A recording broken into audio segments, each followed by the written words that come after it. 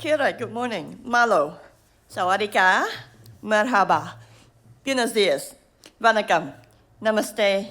Annyeonghaseyo. Dacha hao. Daika Jambo. Mabuhay. Talo falava. Kia ora. And in the language of my home country, Malaysia, Selamat pagi. Good morning, everyone. Amazing sea of colors in front of me, amazing talent before me. So acknowledgements again to our esteemed panelists that you'll be listening to after my session, the VIPs that Stephen has nicely listed for us, distinguished guests. It is both a pleasure to stand before you as the Private Secretary to Minister Loto Inga, as well as the Director for the Office of Ethnic Communities. I just want to do a really big shout out and a big thank you to Stephen and his team, Kath, Nonita, and Yemen, because it's really a great opportunity to be able to come back to Auckland and then to be able to support not just this occasion, but the Auckland Diversity Project as well. I just want to start off by acknowledging two other people who have a role in this little morning session to help me keep the time. Yemen is my timekeeper, the beautiful Yemen, whom you all will know. She's just going to make sure I don't prattle on, because you're going to find out that I do. And lovely Dione Joseph, who is a colleague of mine from the Office of Ethnic Communities, and she's based here in Auckland. You'll hear a bit more about myself and a bit more of my journey, and in that, I must confess, in the presence of many experts in the room pertaining to all things artistic, that I am a novice in this area.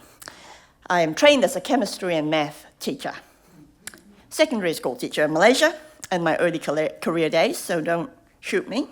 But as a member of your audience, an admirer of your work in the sector, I hope that at least this presentation will help add a different perspective to your continued thinking and reflection throughout the day, because I know you've got quite a full-on program.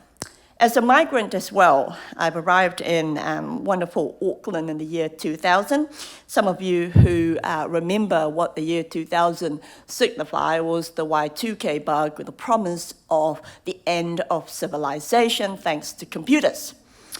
How things have changed. A proud Aucklander for the last, over 12 years now, and now a proud New Zealand citizen for the last 5 years. I had to move to Wellington for my current role as Director for the Office of Ethnic Communities. I've worked in the Auckland office for the Office of Ethnic Communities. Some of you may not know who the office is, and that's because we're part of a much wider department called Department of Internal Affairs. We're quite a small group of 30 people.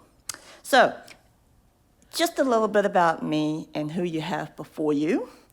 I'd like to begin our journey this morning by taking you through quite a global and macro perspective of where New Zealand sits when we compare ourselves to the rest of the world.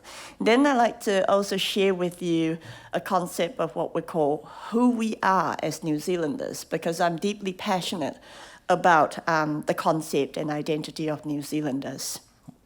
I'm also particularly passionate about young people, and so my third stage in this presentation is to introduce you to young people who are already here today with multiple ethnicities and identity, sojourning and identifying themselves as New Zealanders. What are those stories and narratives, and how might we tap into the potential that they bring?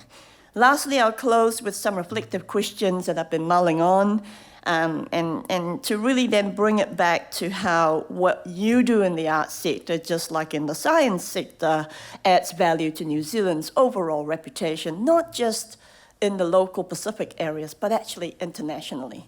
So what you do makes an impact internationally for New Zealand as a nation. Does that make sense? I hope that works, yeah? Cool. So, moving on. Bit of transition to go through, but here we go. So over the past few decades, many of you will know this, globalization and the impact of globalization has influenced migration. You've heard it all over news about immigration and the issues that immigration brings with us, the challenges. And you kind of like to wonder sometimes, where are the stories about the opportunities that immigration brings? Of course, to make it even more complex in the world that we live today, especially for our children, we now also have environmental and climate challenges to deal with. So I just want to hone into United Nations definition for international migrants, just so that I can share with you some numbers, because I can't help myself. I am a math teacher, or was a math teacher after all. So the United Nations define international migrants as persons who reside outside of their country of origin for 1 year or more. So as long as you're outside of your own country and you're living there for 1 year or more, you're considered an international migrant by the United Nations. So as of 2015, the United Nations Secretariat estimated there'll be approximately, or has estimated, there'll be approximately 244 million people who live outside of their country. And this makes up only about 3.3% of the world population. Now, this figure also includes almost 20 million refugees. But did you know that approximately half of these international migrants are women? And 30% of these international migrants are youth. And youth are considered as one of the most mobile social groups in the context of migration. So, as a result, you all know this in Auckland. I'm preaching to the converted here, and that's why you're all here. As a result, world migration is felt not only in our neighborhoods, in our marketplace, in our streets, but also in schools, in our workplaces. So you get to see globalization and the impact of globalization right here in your children's lives, as parents, as aunties, and as uncles. I have a younger sister. I come from a family of 4. I'm the oldest sibling. She married a Kiwi Māori. That's how I landed myself in New Zealand. And I now have nieces and nephews who are Chinese, Malaysian, Kiwi Māori. Imagine when they're 17 and when they're 18 and they have these census forms online. I suppose it'll be online when they're at that age. And what would they tick, click, punch, as your identities? I don't know. But I hope that there'll be options for them to be able to do that still. Right. Just my numbers here. Now, the next 3 slides, which I'm going to flash to quite quickly, are just indexes and little polls and surveys. And I want to acknowledge NZTE, my friends from New Zealand Trade and Enterprise, who provided me these 3 slides. You can find them on their website, New Zealand Story. So this is just to give you some sample of international indexes where New Zealand's featured. And the point I want to make here is that New Zealand ranks almost top 10 in the among the top 10 most developed nations in the world for all sorts of different indexes, yeah? That's just the first one. Here's the United Nations Human Development Index 2013. This one's interesting because we now look at rankings of nations across education, health, and income dimensions. So I'm just going to play a little pop quiz here with you so that you don't fall asleep while I'm prattling on.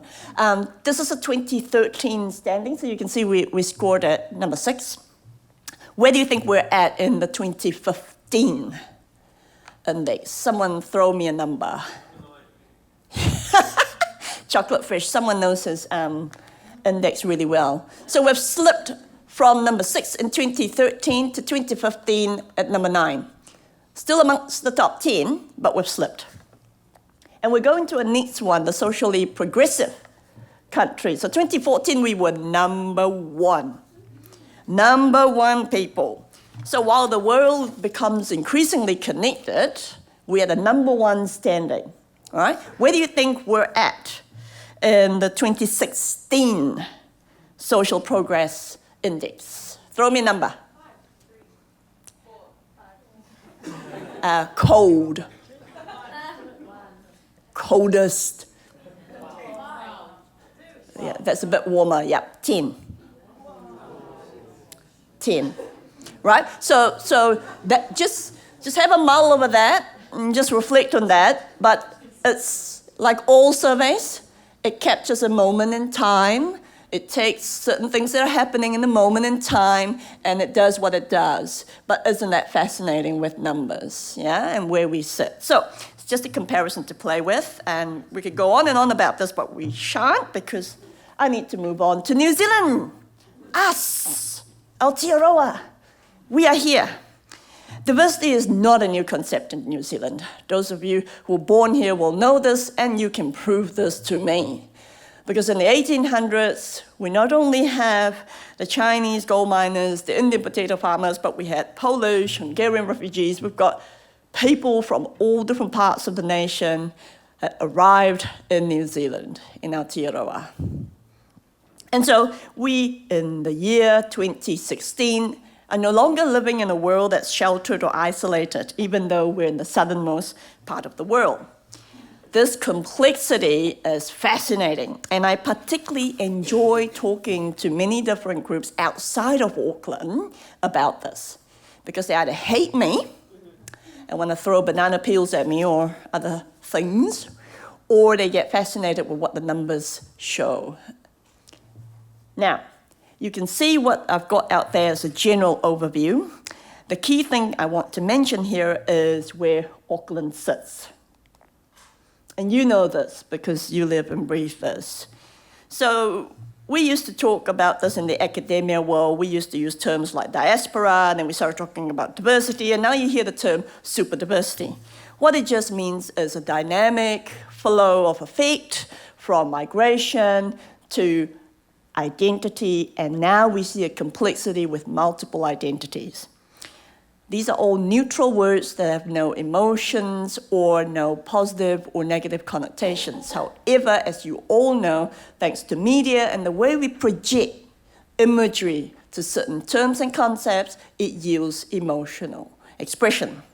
Over the past 2 decades to 20 years, just the past 2 decades, New Zealand has become one of the most culturally and linguistically super diverse countries. So I'm going to play another pop quiz with you. So 2013 shows that we have 213 ethnic groups living here in New Zealand. How many countries are there in the world map? Yeah, someone knows the stats really well.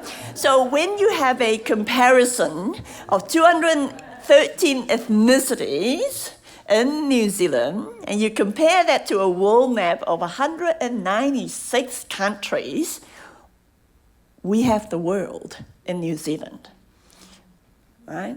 We have everyone here with us today. And that, for me, as an optimist, is fascinating, it's opportunistic, it's positive, it's vibrant, it's colorful. And yes, it's tough, it's got challenges, there'll be difficult conversations, there'll be all sorts of things we don't know about each other, but it makes it beautiful. Now, here's another quiz. How many of these ethnicities, so how many of these 213 ethnicities live or have identified to have lived in Auckland? Give me a percentage, throw me a number. No, we're getting there. Sorry? Someone said something? Cold. Throw me another number. 50%. Yeah, 60%. 60% of 213 ethnicities are here in New Zealand. So when you look at these statistics and you look at the rest of New Zealand, you can start to have a feel or a sense as what might look like an everyday world to you here in Auckland. To me, here when I was here in Auckland, having now moved to Wellington, the world could look quite different in different spaces, just within New Zealand. Just within New Zealand. So what I'm touching on is actually quite a small piece of the iceberg. And the bit that I really enjoy dwelling into is the multiple identities. And when you look at multiple identities and numbers around multiple identities, you start to build a really interesting kaleidoscope of who we are as Aotearoa. Did you know that more than half of Māori, for example, identify with 2 or more ethnic groups, compared with 46.5% who identify with Māori only? Now, some of you who live here, born here, will say, oh yeah, that's simple enough, Pacifica and European, sorted. But here are where the numbers change for Māori children. Māori children are more likely than, and I'm talking about 0 to 14 years of age, and again, it comes from Census 2013, so you can go back to Statistics New Zealand website for further breakdown, were more likely than Māori adults to identify with. So you've got the Pacific Peoples Group. Now then you've got the Asian category, Middle Eastern, Latin American, and African. Of Māori who identify with 1 or more of these groups, you'll start to see in the census statistics breakdown quite an interesting mixture in Māori world, right? And that's just Māori, but when you take that same approach to Asians and to Latin Americans and to the Europeans even, you start to see, particularly in Auckland, and in Auckland young people, multiple identities are flourishing. Again, this is not a wrong or a right approach. There's not a good or a bad approach. This is what it is. This is who we are. And for me, it makes the world my nieces and nephews are growing up in even far more beautiful than what we can really imagine or see in front of us. And for me, that's where the untapped potential lies. So, some of the examples of famous, I guess, or popular celebrities with multiple identities, and I've just chosen 2 because they've got they've got Malaysian ethnicity within them. How many of you know or heard of Big Runga? Yeah, so she's Māori Malaysian. And I was really quite proud when I first discovered that back in 2002 when I visited Hamilton. One of my brother-in-law's family couldn't stop talking about how beautiful she was and about the Malaysian blood and da-da-da. And I was like, yeah, that's pretty cool. And this is... and the reason why I say that is because if you look at page 5 of this wonderful resource that Creative New Zealand put together, and then in that little last paragraph of page 5 about the research, I just want to touch a little bit on the term Asian and how in this particular research it says that it's used broadly in the research results, but we acknowledge that many people surveyed do not describe themselves as Asians. So when I first came to New Zealand, someone called me Asian. I didn't get that. I lived in London for a good 6 months before I lived in Denmark for a good 9 months because I've got Danish cousins, and I wasn't called Asians then, I was called Orientals. Even then, I didn't really relate to that because as a Malaysian, I grew up under the Commonwealth. So I get the Commonwealth stuff, I didn't really get all that other stuff. So it's fascinating, you know, when you've got a label that government uses for particular purposes because they just have to. They are, after all, administrators of public funds. We start to get these labels and concepts and images created within these labels. And I thought it was cool that, we've got Māori Malaysian and her name is Big Runga, as opposed to Māori Asian. So, we might think that terms and ethnicities don't count as much, or it only counts for 10% of who we are, or 20%, or half or not. It just counts. Some people might think it counts more, some people might think it counts less. For me, it counts. It counts because where we come from, who we are, how we interact, how our families brought us up, are all different. And when I go around delivering presentations about diversity, someone always asks me, does this mean that I've got to know all 213 ethnicities to get this right? No, not really. All you need to know is diversity occurs everywhere, every day. And the simple, practical example of that is families. Same parents, I'm not talking about these girls though. just in case you see me pointing there. So in your family, same parents, mother and father, and you've got brothers and sisters. I'm sorry if I left you single ones out, but for those of you who come from families that you've got brothers and sisters, now you are different from your brothers, and your brothers are different from you, and your sisters are different from each other. So diversity already occurs in a very practical form in our whānau. It therefore then isn't unexpectedly unusual when we look of a different color, when we have eyes of a different shape, and we have hair of different lengths. We are who we are. This slide, and again, you'll see quite a few of them that are similar, comes from New Zealand Herald, and I want to thank them for pulling an article or series of articles together around super diversity. The point that I wanted to make here is that in New Zealand, 22.8% of our children identify with 2 or more ethnicities. So what does this mean for our young people when they're growing up doing quite different things from when we were growing up? So we've got Victoria Lim, for example, who speaks Khmer, English, and is learning Mandarin. Then we've got Adi, who speaks Fijian, English, and learns Mandarin. We've got Tasneem, who speaks Arabic, English, and learns Mandarin. And last but not least, we've got Angelina, who speaks Samoan, Tuvaluan, English, and learns Mandarin. The world that they are growing up in with the linguistic talents that they have, amazing. And so are these sets in Henderson Intermediate. So when you read that article, you'll find that the principal of the school, and here's my point, the principal of the school commented that it's not easy.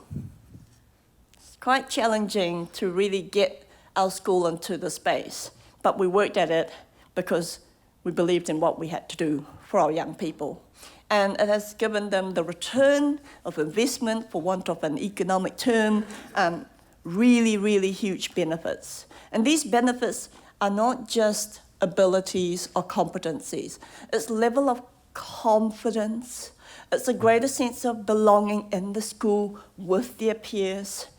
It's a shift in how they operate at home, how they speak to their parents and brothers and sisters, and how they influence what culture means to them. And that is actually quite cool, to be culturally diverse. Quite cool. And I think that is to be celebrated, because if you look at the world today and where technology is taking us, where social media is taking us, then it is fantastic that our young people are seizing these opportunities so that they can be globally competent right here in Aotearoa, right here with us. I think that's something to be proud of.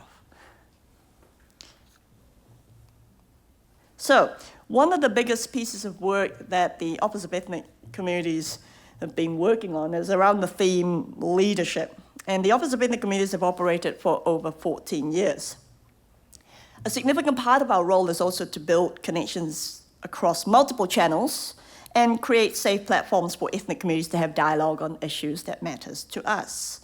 An area that we worked quite a lot on, and the only, if you like more information, you can speak to her about this, is enabling young leaders in New Zealand to begin to explore their level of confidence and competence to work, not just in New Zealand, but right across different ethnic communities in different sectors.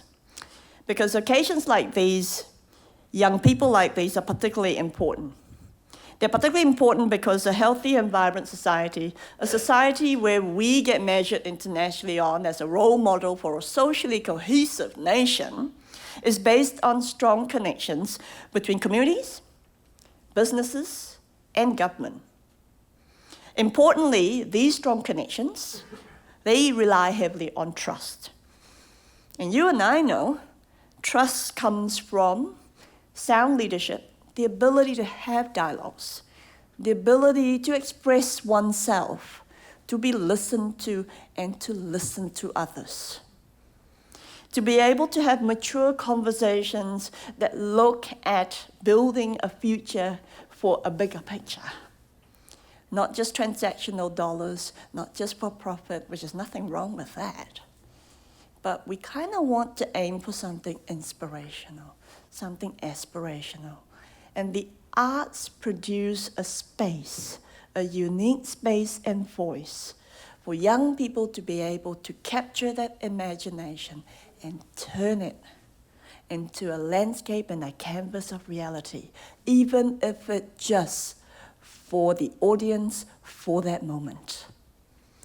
And in that, we sow a seed of hope, of inspiration, but also of pride and a greater sense of belonging. So, we do quite a bit of work with our young people in that landscape, and that's why I'm proud to be here, very humbled to be here, but more importantly, excited because I can see young people amongst us. Let's go through transitions. Sorry about that. That's the thing with technology these days. It gets a bit too fancy sometimes. So my question then, to kind of bring us back together again, because I think it's important in this setting, when arts reflect and define who we are, visibility of all New Zealanders, and Creative New Zealand, I'm actually quoting you in this, that visibility of all New Zealanders in arts is also pivotal to building national identity and pride. And this is for us to consider then, as we are New Zealanders, how do we view our humanity? What is our story, our humanity story, that we like to project for the world to see? They're not all easy. I don't think anybody out there will want us to portray an easy picture. But how do we view others, and how do we view ourselves? What are those stories about? How do we challenge each other?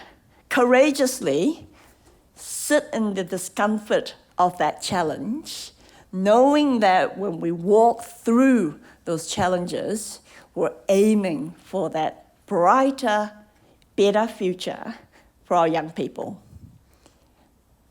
My work, my energy, my enthusiasm, and my support for the work of the Office of Ethnic Communities, for the work in schools as a secondary school teacher, has always been committed to ensuring that the state of New Zealand that I've inherited her when I first came to New Zealand would be left in a much, much better shape for all future New Zealanders.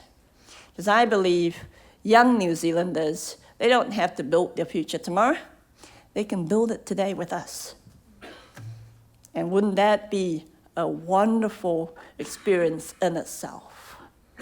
So in closing, I ask you these questions to ponder on. What type of competencies then do we need to develop? First, as a society, and we're all members of the society, community, and family, to leverage the benefits that come from being multiply ethnically diverse. How do families encourage young people to freely explore and be curious about the paradoxes of life? Because I don't believe that we can afford to do either this or that. I think we need to shift our approach to think about how do we do this and this and this and this. It's never an either or. How do we do an and?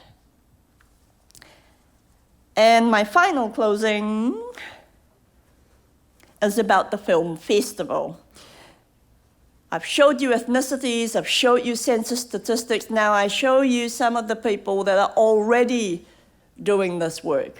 You would have seen, if you haven't, you should check them out. The Hong Kong Film Festival has been the oldest here, the Japanese ones. There is also an Indonesian film festival, and the youngest is a shout out to our African community. And they have had 2 years running of their African Film Festival. They could use some support, they could use some help, they could use some guidance, they could use some cheering, but they're here now with us, and I think here already you've got a collage of talents, untapped potential, points of connections that you can create so many different storyboards from. Auckland, you have the world with you, and it's such an exciting space. Martini, mamono, karapa, te whai. Many hands make light work. Strength, unity is strength. So connect, reflect, and learn from one another, but more importantly so, be inspired by the challenges that you bring for one another, be inspired by the opportunities that you have for one another. Kia ora. Thank you.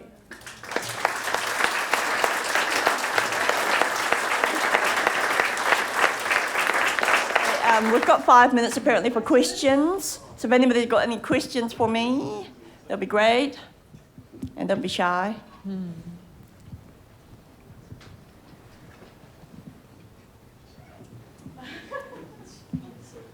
I've either scared you all off now and put you in a little box where you're stone silent, or you're super polite and decide, well, actually I disagree with everything she said, but I'm not going to say it. I was just asked to say what I said at the table. I'm over here. Oh, hi, sorry. Kia ora. Kia ora. My name is Borni Tukiwaho. I was just saying to our table that I felt everything that you delivered was very concise and very specific. So it's kind of left me specifically in a space where I'm just mulling over everything, all the information that you gave us. Thank you. Thank you. Thank you for that. Hopefully it'll be helpful throughout the day as well. Kia ora. Kia ora, I'm Alice. I'm from Pretty Asian Theatre. Hi, Alice. My question is, what are your thoughts around building quotas into programming or decision-making versus just creating a space, which is a nice idea, but what are your thoughts on quotas? Okay, yeah. Good question, common question, and all right. Official role, I can't comment because I'm not really in that space too. I'm not a lawyer, I'm not a legislator, and the Office of Ethnic Communities really haven't got that kind of role anyway. We're not a regulator of the industry, let's put it that way. On a personal note though, having worked in this space for too many years, I'll share with you my observations. And this is what I call the paradox of life, or rather the polarities that we manage as human beings. Because in the concept of yin and yang, and the concept of angels and demons, we are it. We are the good, we are the bad, we are the beauty, and we are the ugliness of who we are as humanity. So when you look at quotas versus space, so when you look at structure versus organic flexibility, when you look at precise planning versus opportunity as entrepreneurs, we are looking at two sides of the same coin.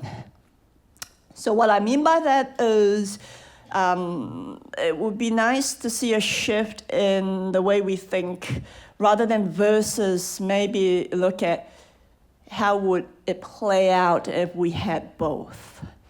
Isn't life now with technology and with information and higher education that we can aspire to have a bit more?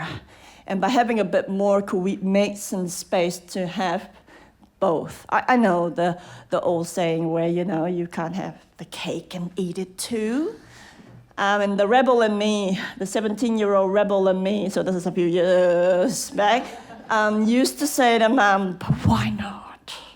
Why not? For once at least, if not twice, and then it became a few more times. But I think we could think about a third way.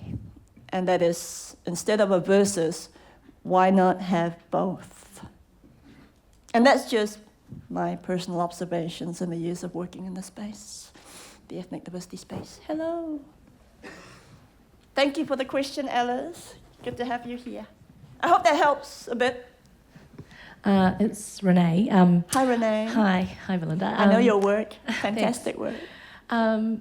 I just, actually it's related to Alice's question, so yes. It's actually the flip side. Yes. How do we stop being a quota? How do we stop feeling like we're just a box that gets ticked? Because like currently we're in an environment we're getting terms like super diversity, diversity dividend. It's quite big in the business community with May Chen and the work she's doing. So I mean, I personally as an artist sometimes do feel like I'm a box being ticked.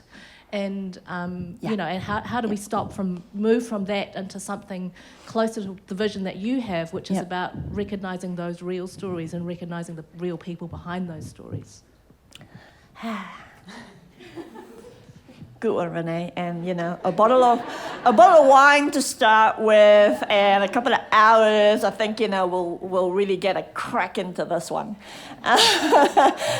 for all sorts of many different reasons.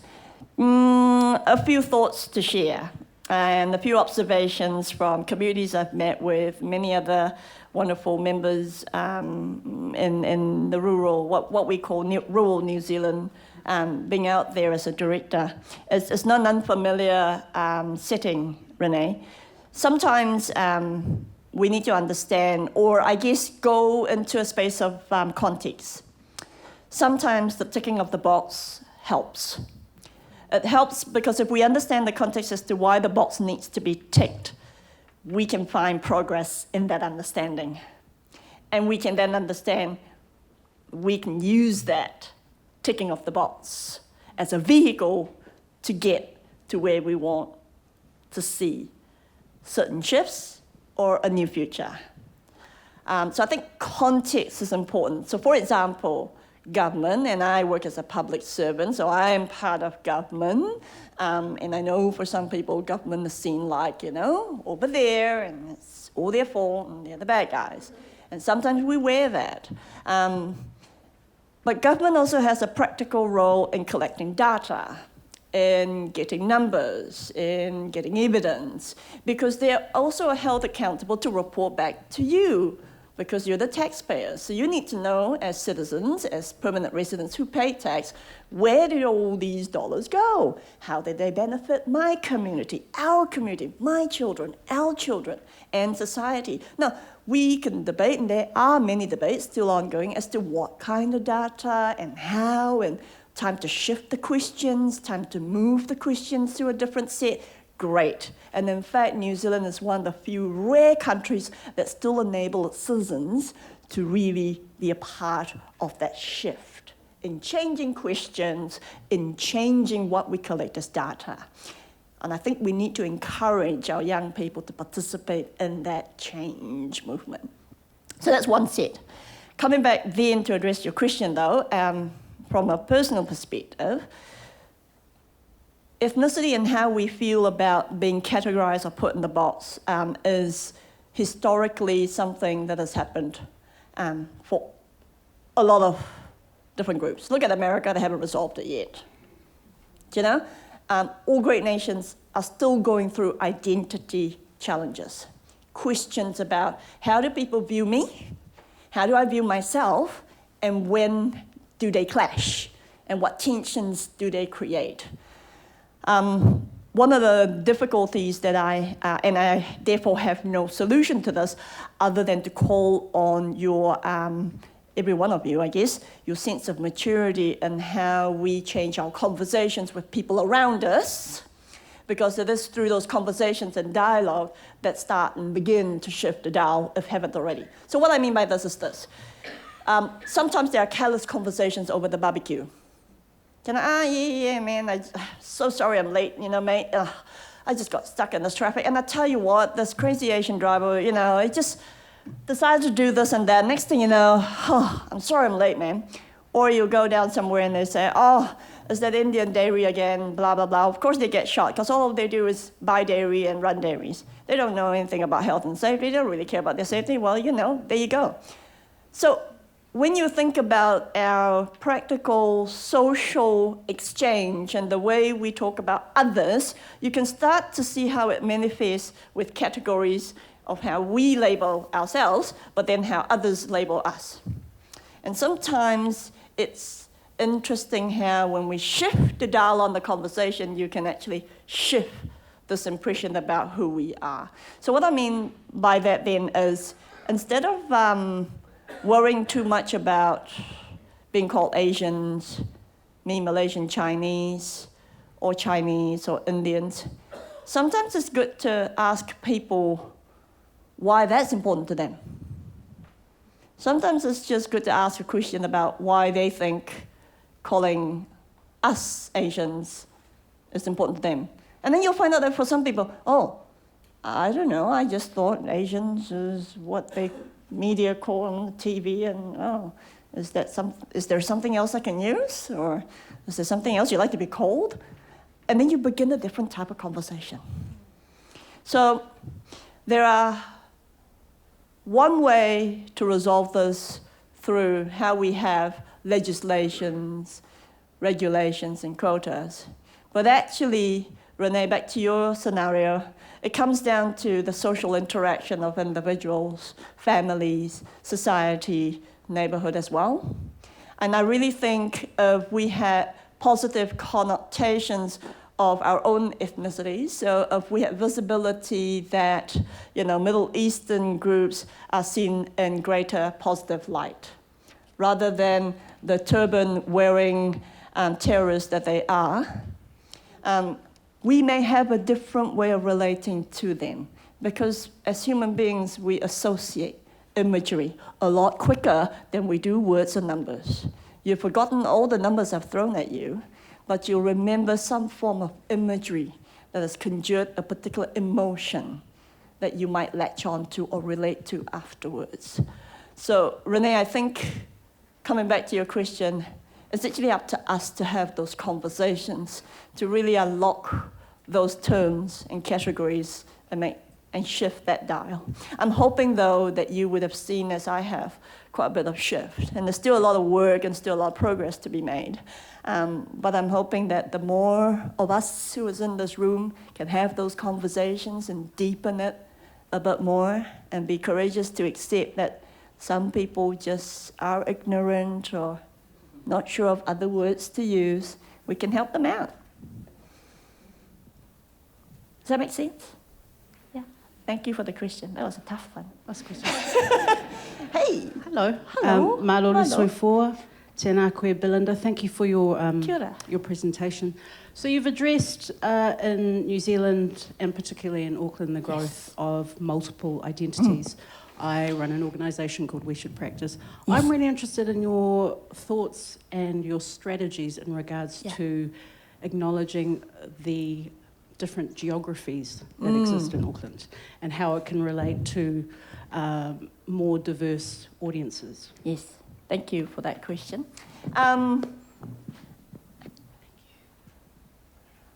My family live in West Auckland, and since we've got here, I've lived in Rotorua with my sister because she married a Kiwi Māori, and they decided to vegetate in Rotorua. Nothing wrong with Roto Vegas. But I know some of you get it, some of you don't. That's okay. Moving on. And I've lived in different parts of Auckland, from St Heliers to, because I was a renter, continued to be so, unfortunately, all the way to Wellington. I finally settled down. And so my comment and observation around the diverse geographic landscape and the ethnicities and the multiple identities that dwell within them is one that is a microcosmic example of what the whole New Zealand's actually facing. So Auckland's very different. Yes. So I'm interested in to hear Yes. specifically from you. Yep. How would you address a community in Northcote? Yep. So that you've got North Arc Community Centre as opposed to Art Space in town as opposed to Te Tuhi. Well, I think, Just a visual yeah. example, but I'm Yeah. really interested in what are your actual strategies. Well, I think, first of all, for the Office of Ethnic Communities, we haven't got an local Auckland geographic strategy because we're a central government, so we've got to look nationwide. And that's why it's a much bigger global picture of who we are as opposed to the micro view of who we are in Auckland or as Aucklanders. But I think you've already got the spaces available for local communities to be empowered to participate and to drive those movements. And you'll find that for each community within the different landscape, or at least I have in the 12 years that I've lived in Auckland, they drive their initiative quite differently. If you're a Westie, there are certain elements about being in West Auckland that you want to keep to, that you want to hold proud of, and that drives you to build initiatives and to help your communities in a different way. When you compare it to Albany, where you've got a different set of communities and the way they drive their local image or pride in a different manner. And I think, again, I go back to the and concept as opposed to a versus, and that would be, to not expect everything to be common or standardized, but to allow the breadth of diversity in itself, therefore differences, to emerge. And we hold this space in time anyway, in a contextual short term, because we're dynamic. As a human species, we change, we evolve. We grow. I've got a Russian friend who at one time, this is about 40 years ago, for her anyway, she would take in the census, for example, as New Zealander or New Zealand European, until she found out that she had Russian hereditary or ethnicity, and then she started to take Russian, And this is just one person going through understanding what her identity is and who she wants to relate to and how she wants to be affiliated to. And so it's the same with locality, that I believe it is meant to be different, it should be diverse, and that local communities should have some say in what is artistically prideful for them. Demonstrates their sense of belonging. But it will change, because we all evolve. And to have that space for the evolution then, not to be bound too much by structure and or strategy. And then, of course, now you're going to quote me, and I'm government, and they'll say, oh my gosh, Berlinda said we shouldn't be bound by strategy. There we go. Such is life. Thank you very much, Yamin. Belinda. Kia ora, Belinda everyone. Chin, Have a good day. Everyone, and another round of applause for our fantastic keynote